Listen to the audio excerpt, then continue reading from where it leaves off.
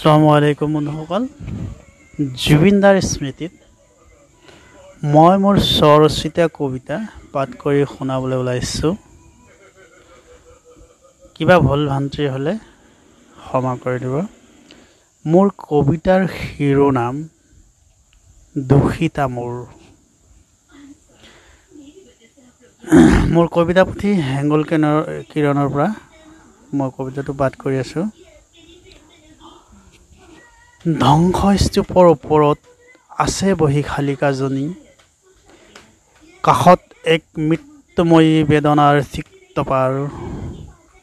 শূন্যতাত শা শা চকু, চাৰিওপিনে ধূসৰ আকাশ। দুখিতা মোৰ, তুমি উজাগৰে আছা স্বপ্নময়ী চকুলোত। তোমাৰ চকুৰ কাষত ভাগি পৰিছে পাৰ ভঙা নদী। তোমাৰ বুকুত জগাই তুলিছা এক নিভৃত পাথৰ। কিহৰ দুস্বপ্নই চাৰিওপিনে কোলাহল ৰচে।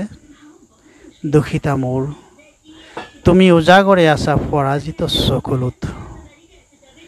সচেতনতাৰ সুযোগত সোমাল সাপ লোৰ পিঞ্জৰাত। বিষৰ গ্ৰাসত সুস্থ দেহ নামিল শীতল আন্ধাৰত। উজ্জ্বল পানীত ভাহে কলা এক বেদনাৰ ভোৰ। দুখিতা মোৰ, তুমি উজাগৰে আছা বালিময় নদীত।